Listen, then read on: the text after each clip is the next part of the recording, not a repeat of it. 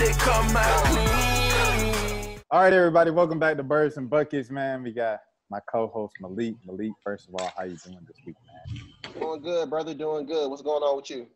And, you know, just watching a lot of college basketball, so it's nice to get a break from that and talk NBA again.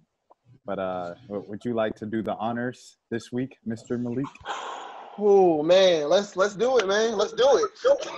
Let's do it. All right. Coming on this week, we got Hawks Media OG coming in. OG. I'm talking about he's been covering the Hawks since the media had to go up in the bleachers and watch the team. OG. E-Dub. Hawks Didn't he Beat. cover Pistol Pete? Oh, we got E-Dub on the show. What's good? Yeah. Hey, you already know what it is, brother, in the building. Good to be with y'all fine gentlemen today. And, hey, man, it's all to the G, man. And no, I didn't cover Pistol Pete. He was a little bit before me. But that is my guy. Nevertheless, shout out to the great Pistol. You dig? Long live Pistol Pete. Rest in peace, Pete Maravich, too. Hey. Indeed. Gotta do that. But E, man, it's been a while. You know, when the world kind of shut down, you know, we went from seeing you every month or seeing you a couple times a month to like not seeing you at all. I know you hopped on Malik's podcast already, but you know, Rashad, you just kind of left him in the dry. So how you been, man? No, don't do that. Because I tried to get you and Eric on the pod, but the schedules didn't work out. You did. So I reached out to all my peoples. For sure. We appreciate you, that. We appreciate you for that. But first off, my first question, I told Malik, I gave him a heads up. I was like, first question gonna be a good one, man. E,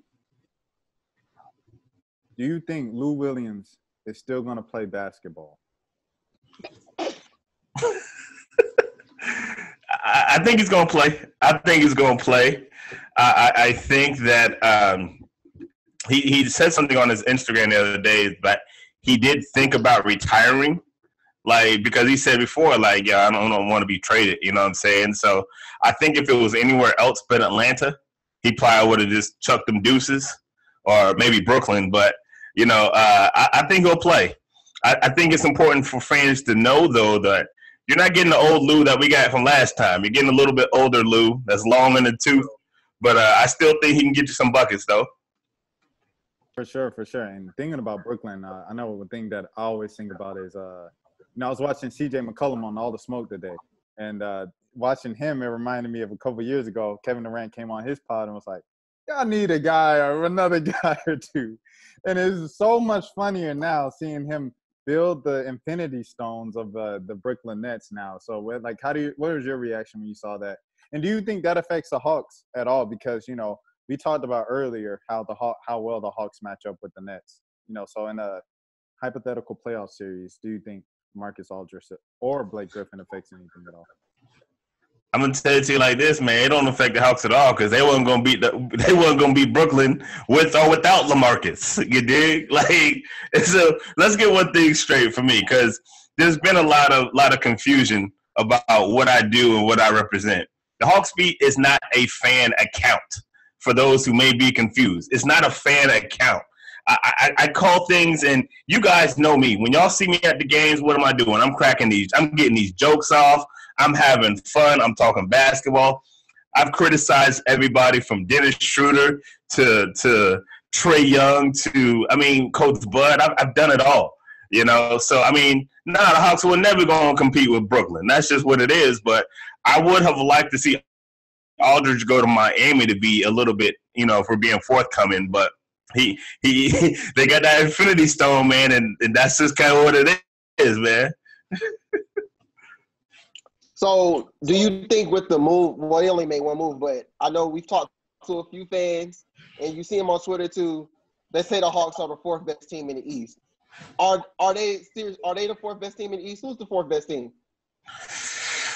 It's tough, right? Because I was thinking that with the move that Miami made, if you got a healthy Oladipo, if you got a healthy LaMarcus, then they're unequivocally the fourth best team.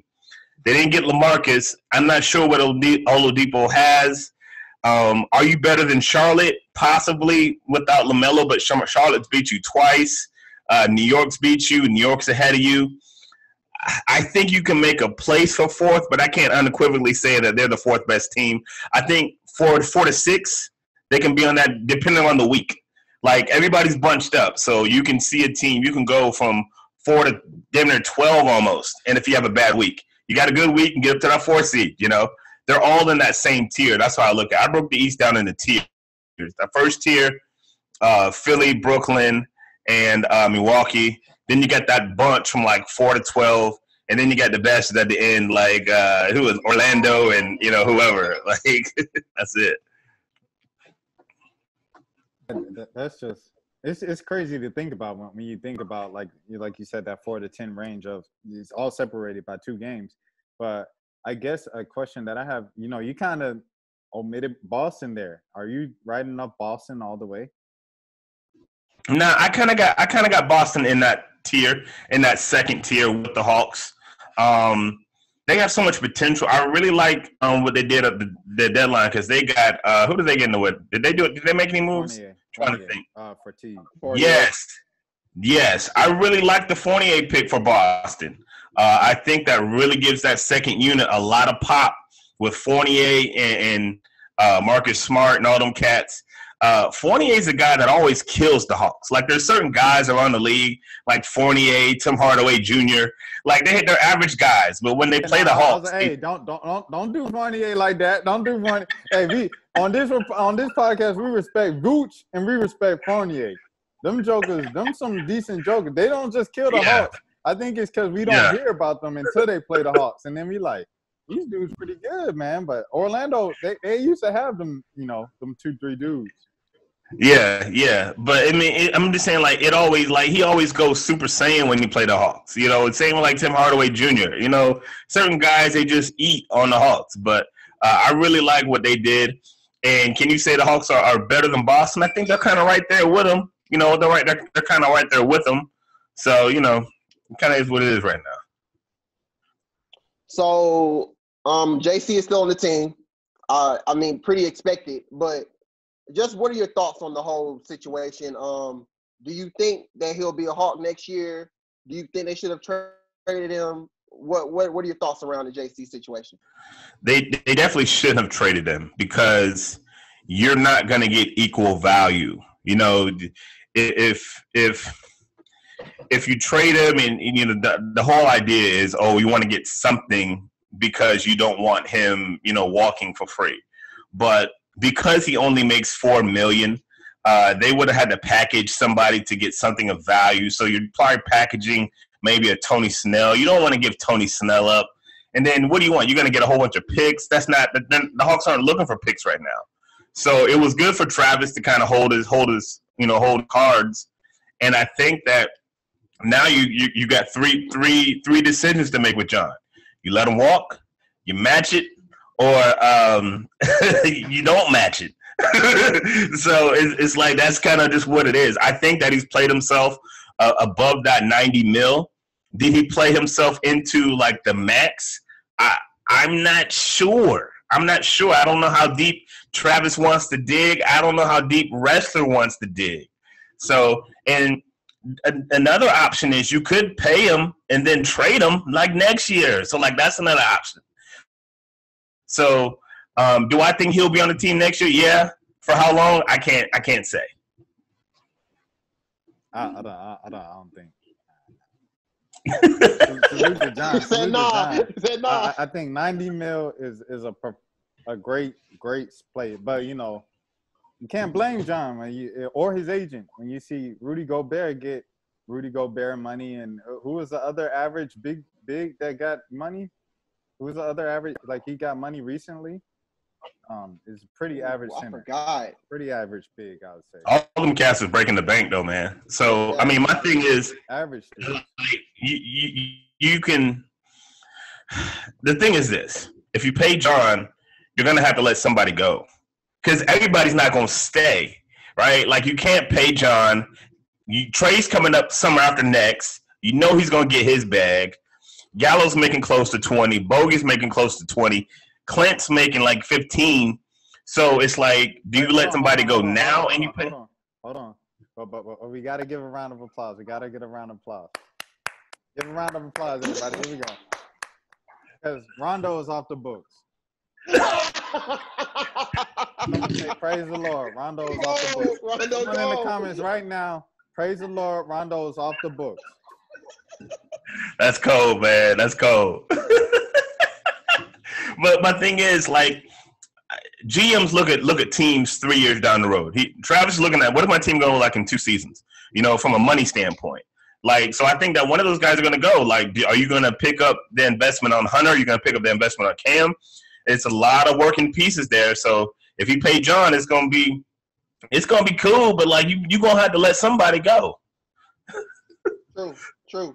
And I'm glad you said that as far as Cam and Hunter, like letting somebody go. I mean, right now, so they got Lou now, and then Cam's coming back, Chris Dunn's coming back, Hunter's ramping up.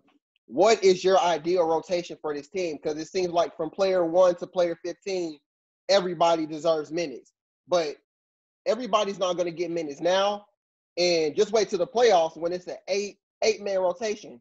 It's going to be about 3-4 dudes mad. So what is your ideal rotation for the rest of the season, and what do you think the playoff rotation is going to be? Man, I think once Hunter gets going, you throw him into that starting lineup and you let Snell come off the bench. And then I think you're working with your best 5. That's Trey, Bogey, Hunter, JC, and Capella. All right, that's your 5. Coming off your bench, you got Lou, you got Gallo, you got Snell, and whatever the guy you ever want to throw in there. Right? Like those are the main ones. Let me tell you who is not gonna get no burn. BG.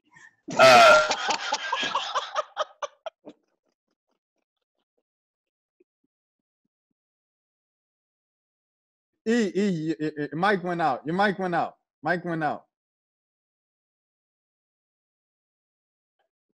Your mic went out.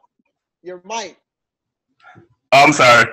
Who was? I was like, that must have been BG people who did that, because right after you said his name, that's when it. I'm like, dang, I've been going that. They ain't playing. Hey, am I good? Can you hear me?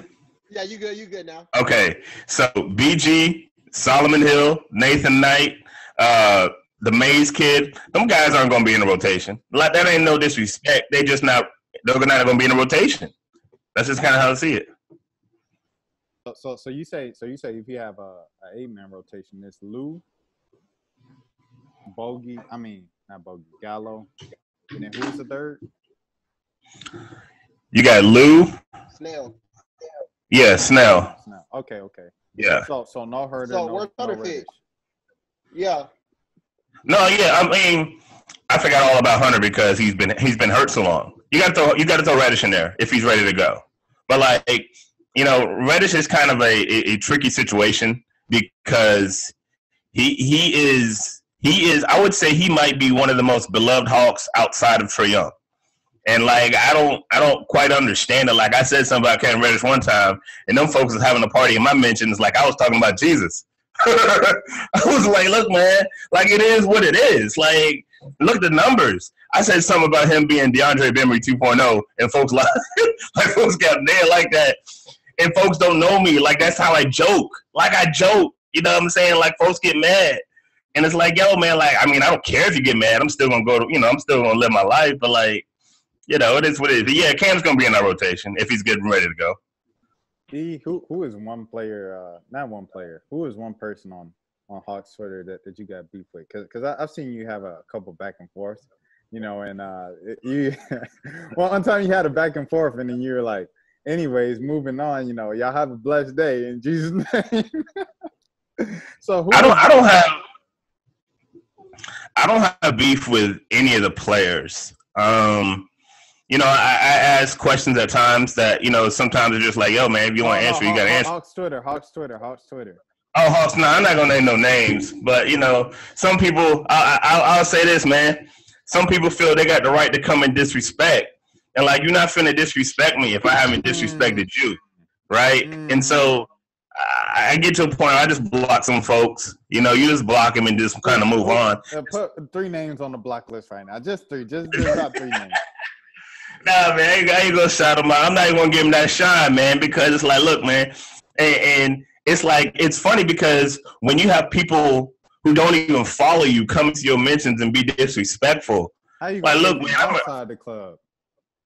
I'm a grown man, dog. Like, you know what I'm saying? And Malik knows what I'm talking about because, you know, we don't share the conversations. Malik, you know, I'm like, yo. Who's he talking about? Who's he talking about, Malik? Like, yeah. You gonna do that to the show? You gonna hold the show back like that, Malik? We'll message each other after the episode. I'm like, yo, man, cats happen to my mentions. I'm like, yo, whose man's is this? You know what I'm saying? And like, let them know. You're not finna disrespect spicy. Let them know right now. Let them know right now. For everybody talking spicy in your mentions, let them know right now on camera. It might come across different than, you know, through the timeline. Just let them know. I'm gonna tell it to you like this, man. Those who know me, right?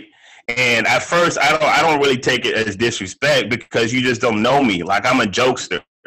And folks, again, that's why I gave the disclaimer in the beginning. I'm not a fan account. Like, I don't live and die with the Hawks. If they lose, I'm like, I'm good. You know, I'm a fan of the Buccaneers. I'm a fan of the Florida Gators. Like, those are my teams. Like, I'm not a fan of the Hawks. I cover the Hawks. I want the Hawks to win because it's good for business. I like the guys on the squad. I like Coach Nate. You know what I'm saying? Like, it is what it is. But, like, you're not finna come up in my mentions and disrespect me. That's just not what it's going to be. I know this is a Hawks podcast, but I kind of want to jump into the business part a little bit. Just, you know, as an independent outlet, you know, how was that journey? Where did that journey kind of begin? And, you know, what are some of the things that you worked through, you know, to get to the place that you are today? Yeah, man. So this is actually my 7th season covering the Atlanta Hawks. And hold on. Round of applause. Malik on mute. Malik on mute. There we go. They had to hear it. Okay. OG. Continue. Yeah, so like you said, I was covering the Hawks when they used to put the media up in the hockey boxes in the old Phillips Arena in the 9th floor. You dig? And like, we would have press conferences, and a lot of the independent outlets, we were scared to ask questions because we were intimidated by the AJCs, by the ESPNs. And so I would just sit there happy to be in the room. But what I did do is I observed a lot. I talked a lot to a lot of guys in the business and found out how to go about my business, how to be aggressive. I got just as much right to be there as you do, Jack. If I got a credential, you got a credential. You're not better than me. Like, your outlet may be bigger, but I have just as much right to be there than you do. You know, and that's kind of still a struggle I deal with, as we all kind of can see it. But it's been cool, man. Like, for the last 7 years, growing the outlet, growing the podcast, growing the audience, and just knowing, like, it's got my name and my brand on it. And, like, folks that know me know that I, like, there's not many folks going to talk better Hawks than me, that are going to know more of the Hawks than me. And, like, that's not me, like, you know, that's just what it is. You know what I'm saying? Like, I can say some things that Chris and Sarah can't say, right? Because, like, one, I don't get paid to do this. Like, I'm in education. I pay my mortgage. Like, Fulton County Schools pays me. So I have the ability to say a little bit more stuff than they do. Chris and Sarah do an amazing job. Like, they do an amazing job, but I got a little leeway to be a little, you know, a little funky sometimes. But it's been a great ride, man. I enjoy it. I enjoy, like, you know, hooking up with y'all brothers and seeing y'all at games and, you know, whatever advice I can give y'all and just, you know, learning it. I love the experience, man. I love the journey. Yeah, I think the craziest part about that stuff is, like, you don't, or at least on our side of things, like, coming up through school and stuff, you don't know how far you've come until, like, you know, you're friends with you on Facebook. And then, you know, he shares a Facebook memory because he's Facebook lived all these post games, and he'll tag you and he'll be like, remember this? And you look at him like, dang, I look like a baby. Like, that's great. Like,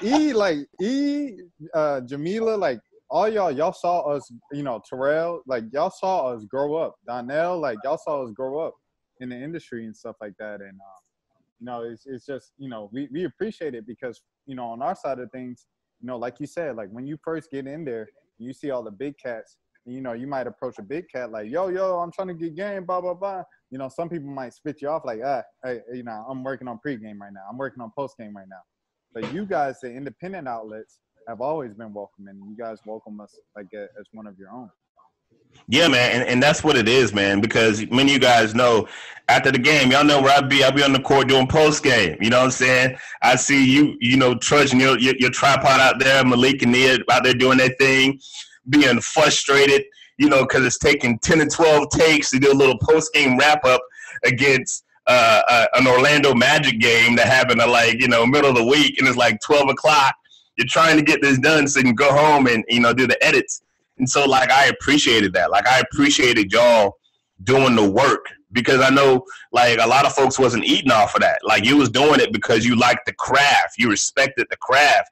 And that's always what fuels me. I respect the craft. I do my podcast, and, like, I put the work into it like I'm getting paid my full-time job. But, you know, I respect the craft. I saw y'all respect the craft. And it was just like, you know, you always just look out for folks. That's just how we've always operated.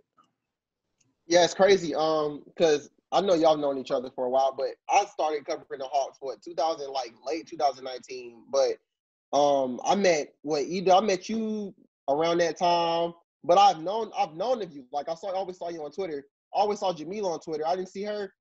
I saw her in person when I was with the Crush. That's how I got the credentials through Crush. So Kiri, like, all of those, Terrell, they all came on the Crush. So I saw them. So once I started going to the games, I started seeing y'all, and then we started, you know, chopping it up or whatnot. And, like, at the end of the day, we all a big family. So that's what I love. And, you know, now, of course, with COVID, the Hawks, they only let, like, the big media do the interview, like, everything every day. We only get the home games.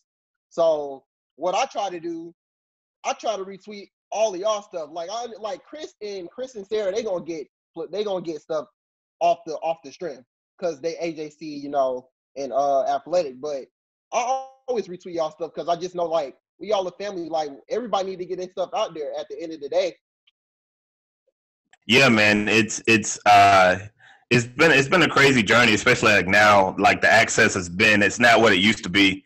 Hopefully, we can get back to that sooner or later. So, I mean, you know how it is, man. Like, I'm gonna get Hogs this year, like, because I wasn't really happy about the way things gone down, about how they only let us cover home games. I'm like, so if we virtual, why we only get to cover the home games? Why can't we cover the home and away? But that's part of the independent part that a lot of people don't understand. Like, you know, you don't always get those perks and those things, and sometimes you got to fight for it. Sometimes you got to speak up and be like, yo, you know. That's just kind of the nature of the business, though, man. Another question I had, you know, so if someone wants to go independent, you know, how would like, what are some tips for them to build up their platform to the point where they can apply for a credential to a Hawks game, to whatever the case might be? First things first, you have to decide if this is something you really want to do. Like that's first and foremost. You guys, like me, I'm sure you guys have had people come up to you, yo, how do I get a credential to cover a game? How can I get a ticket to cover a game? Can I come and be your cameraman? Those folks aren't interested in doing the work, right? They're not interested in doing the work. I've had several people, podcast startups, website startups, come to me, and you guys know me. I'm going to help you out. I'll even bring you onto my pod and get the ground running. There's been cases where I've told people, here is X, Y, and Z, how to get in with the Atlanta Hawks. You may need to start just covering community events. You may need to start doing some of the small stuff before they let you cover games. Here is the guy you need to talk to. Here is the contact person. Here is what you need to do. Giving it all out, and they still haven't followed through. So that's why I always say you need to decide if this is what you really want to do. That is first and foremost to me, because you guys know how those games can be late night, right? Those games can be late night. You go to a game, you do your post-game stuff. You come home. I come home 12, 1 o'clock in the morning, repost, reshare all of my stuff after doing my edits. I got to get up at 6 o'clock in the morning for work. Like, that's a grind. You got to make sure you're ready to do that.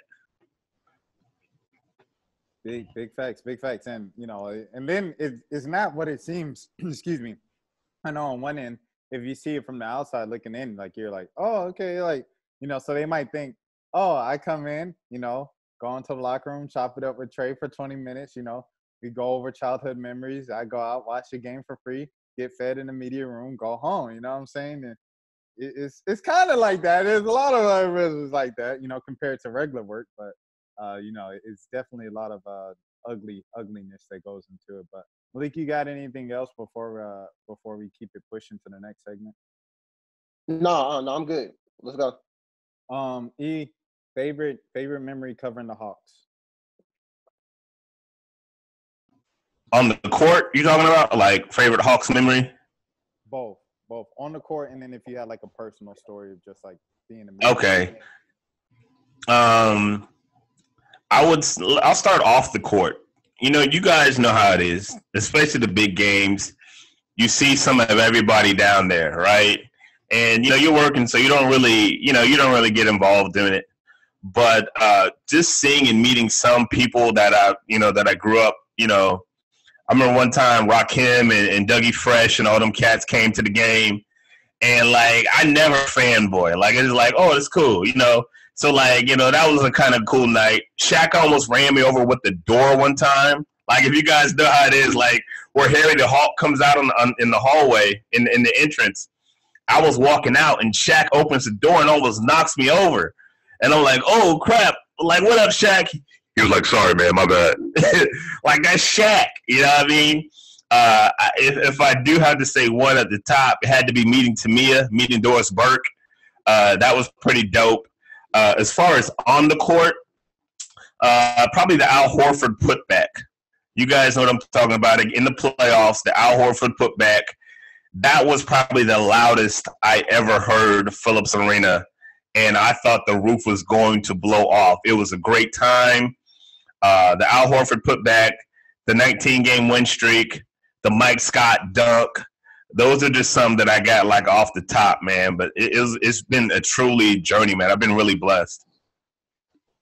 I hear this story. We hear this story all the time, but I just want you to say it again. I'm pretty sure. I don't know if it's your most embarrassing moment, but just talk about the Lloyd Pierce. The question, the Lloyd Pierce question. Daddy Lloyd. Yeah, so Lloyd Pierce was my guy, man. I still got love for Lloyd, even though I think that, they ultimately made the right decision because they needed a new voice. And, we can go there later if you want. But I forget who they played. I think it was Bulls. Memphis. It was Memphis or Bulls? I think it was Memphis because the game was over by like the second quarter. Ja didn't even play that much the second half. Lloyd comes in there. I got nothing, guys. I got nothing. And y'all know me. I always, I'm not going to talk just to talk, right? And so I was like, I felt compelled to say something. I was like, any teachable moment here? Nah, you can't teach effort. You can't teach effort. And after that, nobody else said anything. And then Garen was like, the PR guy, all right, thanks, coach. He bounces, and the clip is on ESPN. It's on all the clips. And it was a crazy moment, man. But shout out to Lloyd Pierce, man. He was always an honest guy with the media. It is what it is, Yeah, shout out LP for sure. But I'm about to go share the screen. We have 10 minutes left on the Zoom. This is the Hawks schedule this week. So we are recording this before the Nuggets game, as you can see. So out of these games right here, Phoenix, San Antonio. Oh, I think this is the end of the road trip. Yeah, this is the end of the road trip right here. Yeah, road trip, and then they come back one. home next Sunday. What do you have them going in these 3 games?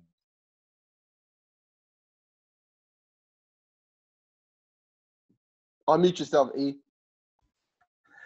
This is tough, man. The Hawks have kind of caught some breaks on the road trip, playing the Warriors without Steph, the Lakers without Braun. Nuggets are going to be tough. Nuggets and Suns, I'll give them one of those games. Spurs and Pelicans, I'll give them one. I say they split it. I say they split these last 4. I don't know which ones. I say they go 2-2 in these last 4. bringing the road trip 500 overall, and I think that'll be pretty decent as far as the road trip is concerned. Malik, Shoot, I think I like 2-2 as well. For some reason, I always think they're gonna lose to the Nuggets, and they actually beat them the last time. And I think sometime last year, Trey had a good game. Was that the nutmeg game where he nutmegged the dude? yeah, nutmeg, and then look in front of the bench, looking at yeah. PJ. Yeah, so yeah, I got them. I think they'll beat the Nuggets tonight. I don't think they'll beat the Suns, and they'll beat the Spurs. I'm kind of iffy about the Pelicans game, but I don't think they'll beat the Pelicans. So I got 2-2. If I wanted to go realistic, I say 1-3, but I'm gonna go positive right here. I'm gonna go optimistic. I'm gonna go 2-2 with beating the Nuggets and beating the Pelicans. They haven't beat the Spurs in San Antonio in a billion years until last year. So I think the Spurs are going to feel a way about that. So they lose that one. And then the Suns are second best team in the West, you know. No one's respecting not San Antonio.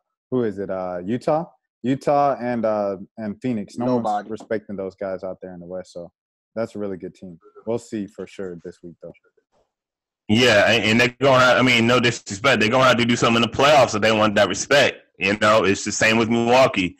You know, the season starts in the playoffs. You know, you can win 60-some games, but we saw last year with Milwaukee, a team like Miami come and put you on your back. Yeah, got to win the playoffs. Reminded you of another team that Coach Budenholzer coached a couple of years ago. Shout out to Coach Bud. No shout out to Coach Bud. You a horrible coach. I'm just kidding. Bro. Yeah, you know, talking about LP, like you said, he's a pretty cool dude, pretty cool with the media and stuff like that. Coming into it, I thought we were going to be like real tight, but he kept his distance. Can you hear me? Okay, yeah. Yeah. But yeah, so, you know, like you said, you wanted to talk a little bit about, you know, LP and stuff like that. You know, just how did you feel about that entire transition? The only problem I had with LP, I didn't like the timing of it. I was like, yo, you could have kind of maybe waited, but I understand wanting a new voice. Like, I get that. And again, this isn't coming from a fan account. So, like, I get it. Like, it's business. You know, I wasn't, oh, man, you know. It would have been nice to see him coach the full roster. But, I mean, that just wasn't his thing. And it's unfortunate because too many black coaches get these rebuild projects, and no one ever makes it out of it. Nobody ever makes it out of a rebuild. And that's kind of just what his lot was. And hopefully he'll get another shot. And so we'll see. He's a good dude, though. When he was hired, that was kind of like the thing that people were thinking, like, this guy's a in-between coach. He's a bridge coach, you know, like he's going to get in. This is his first job, a couple of years. You know, they're not going to win because it's a rebuilding situation, and then they're going to chop him and move on to the next guy. That's kind of what happened, unfortunately. But yeah, Malik, what were you about to say? Do you feel like Coach Pierce was the reason that the Hawks timeline kind of sped up? Because he's the first person that said that the Hawks were a playoff team. And it seemed like after that, everybody just started to roll with it. I hadn't heard anybody else say that they were a playoff team the next year until Coach Pierce said it. So do you feel like he contributed to his own firing, or do you think this is how the dominoes fell? He wasn't going to make it out anyway. He wasn't going to make it out regardless. I think it's admirable. He knew, like, they didn't pick up his option. He knew, like, yo, I got to at least shoot for these playoffs. Y'all don't spend this money. I don't got these players. Why not? You know what I'm saying? Like, why not? Last second shot. You know, you might as well go for the three. And he went for it and he missed. You know, the first moment that stands out to me when he knew was last summer. I think this was during the bubble thing. And, you know, I think Sarah was asking him about defense. He went off on Sarah about defense or something like that. And then, no, he didn't. We were just talking basketball. And he answers, like, somebody's question, and he pauses for a second. He goes, like, you guys think I'm a crappy defensive coach. And you remember that one? I remember it. And he goes, I remember that. And then at some point in that conference, he's like, you know, Travis is one day just going to say, like, you know, thank you for all that you've done for us. And they're going to move on with another coach. My job and my mission has to continue. This was last summer. This was like, well, maybe even the fall when they had the mini camp in September. It was like sometime around then. And I was like, who says that? Who says like, yeah, I'm about to get fired, but hey, man, you know, life goes on, and it's like that. His like kind of his piece with that just made me uneasy. But how'd you feel about it? He knew Lloyd was honest. Like I covered Bud for years. Bud gave me the same press conference after every game. Lloyd would think, and he was honest, maybe to a fault at times, but you know, it kind of just is what it is, man. You know, he's a good dude as far as character. I take it to you like this. Lloyd was, as far as the team dynamics, Lloyd was the dad, Nate was the uncle. Nobody likes the dad because he got to be disciplined guy. Everyone wants to be cool with the uncle. And that's why I'm like, Coach Nate is good. But at the end of the day, he's going to start being daddy. And that's what you're going to see, like, what the problem is going, if it's going to work or if it's not going to work. Well, they said that. That's like his reputation coming into this job of just being the disciplinary. And they're like, because I was asked, they were like, do you think Trey is going to be able to work with that? Such a strict guy, you know, like a military guy. And I go, I don't know. I mean, I know his dad's pretty tough on him, but, you know, for the most part, Trey's kind of gotten everything, you know, from the outside perspective looking in, of course, Trey's people, if you're watching this. But, yeah, it looks like he's kind of gotten everything he's wanted throughout his life. So, yeah, man. Yeah. Malik, you have anything else? No, I'm good. This was good. All right, E. You got a couple minutes left in the Zoom. If you got any closing thoughts before you give out your socials, now is the time. Hey, man, just want to appreciate you guys for the time, man. Definitely got to get you on the pod with Rashad if I can get you in your schedule to cooperate. You know, Malik's been on a couple times, but I appreciate it, man. It's been fun. Check out the HawksBeat on Twitter, Instagram, Facebook, podcast after every game. We got stuff up now. Go by the HawksBeat website. And y'all know how to get at me, HawksBeat. All right. You can find me on Twitter, of course, at _Malik ATL. All right, and E, you got to get me on one of those. You got to get me on all the. I want to get on all the shows. The one that you did over the pandemic where you're ranking the movies and stuff. But I don't watch enough movies to know that stuff. But whatever you see me fit, I want to get on all of it. You got you, bro. You know where to reach me. But yeah. Oh, anyways, RashadMilligan.com. You can follow me on Twitter at The Real Diamond The Show. Y'all have a great day. And if they come out clean.